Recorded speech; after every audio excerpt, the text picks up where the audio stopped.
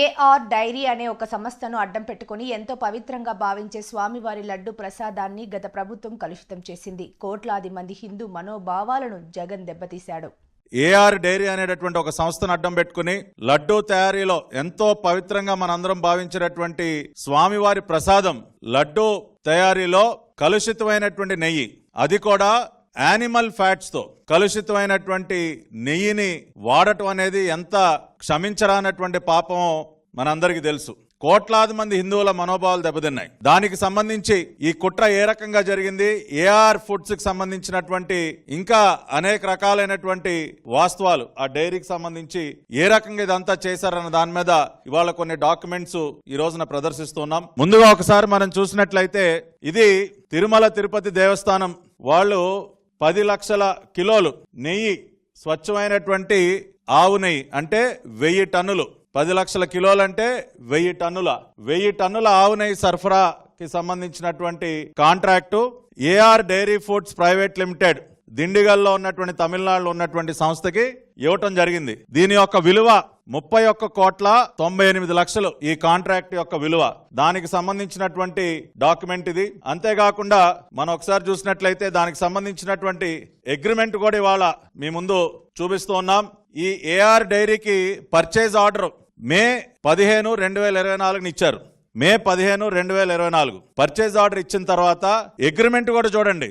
అంటే టెండర్ పిలిచిందేమో మార్చి 12, tender finalise చేసింది మే 8, 2024, purchase order ఇచ్చింది మే 15, అగ్రిమెంట్ చేసుకుంది జూన్ 11. అంటే కరెక్ట్ గా చంద్రబాబు నాయుడు గారు ముఖ్యమంత్రిగా బాధ్యతలు స్వీకరించడానికి ఒక రోజు ముందు ఆదరాబాదరాగా అగ్రిమెంట్ కూడా చేసేశారు. పర్చేజ్ ఆర్డర్ ఇచ్చిన తర్వాత agreement stamp paper 11th June, correct గా ఒక రోజు ముందు. అంటే ఇదంతా ఎంత పకడ్బందీగా ప్రీ ప్లాన్డ్ గా చేశారో చూడండి. అంతేకాకుండా ఇది technical evaluation document AR dairy foods private limited Dindigul. ఏ సంస్థ అయినా సరే తిరుమల తిరుపతి దేవస్థానానికి నెయ్యి సరఫరా చేయాలంటే ఆ ప్లాంట్ ని టీటీడీ యొక్క టెక్నికల్ కమిటీ వెళ్లి సందర్శించి వాళ్ళ రిపోర్ట్ ఇవ్వాలి. ఆ ప్లాంట్ లో ఉన్నటువంటి కెపాసిటీ ఎంత, వాళ్ళకి నిజంగా నెయ్యి సరఫరా చేసేటటువంటి సామర్థ్యం ఉందా, వాళ్ళ దగ్గర ఎటువంటి ఎక్విప్మెంట్ ఉంది, వాళ్ళు ఎంతెంత నెయ్యి సరఫరా చేస్తా ఉన్నారు, ఇవన్నీ ఒక టీం వెళ్ళి పరిశీలించి రిపోర్ట్ ఇవ్వాలి.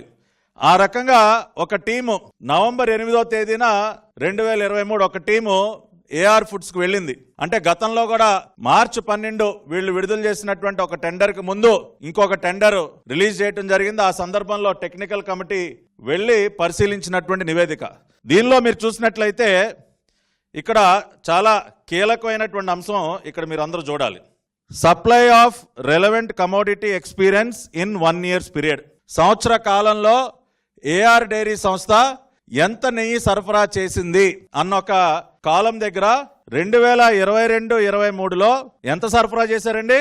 14,940 కిలోలు, 14,940 కేజీలు ఒక సంవత్సర కాలంలో ఏఆర్ డైరీ సరఫరా చేసింది. అంటే 14 టన్నులు, సుమారుగా 15 టన్నులు.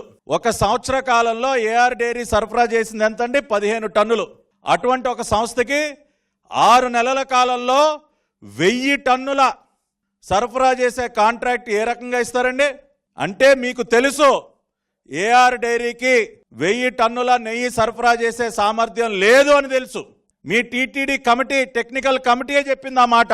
2023-24 సంవత్సరంలో వీళ్ళు నవంబర్లో వెళ్ళే టైంకి, అంటే సుమారుగా ఒక 7 నెలల కాలంలో వాళ్ళు సరఫరా చేసింది 8,100 కిలోలు, అంటే 8 టన్నులు. 22-23 సంవత్సరం మొత్తం మీద సరఫరా చేసింది 15 టన్నులు. 23-24లో ఒక 7 నెలల కాలానికి సరఫరా చేసింది 8 టన్నులే. అటువంటి సంస్థకి ఏమండి జగన్ రెడ్డి గారు సత్యమేవ జయతే అని ట్వీట్లు పెడుతున్నారు కదా, ఇది పెట్టండి సార్ ట్వీటు, ఈ డాక్యుమెంట్ పెట్టండి, మీకు దమ్ముంటే ట్వీట్ చేయండి. ఇదిగో మేము అతి గొప్పగా సెలెక్ట్ చేసిన సంస్థ సంవత్సర కాలంలో 15 టన్నుల నెయ్యి సరఫరా చేసింది అని చెప్పి ఇది ట్వీట్ చేయండి సార్.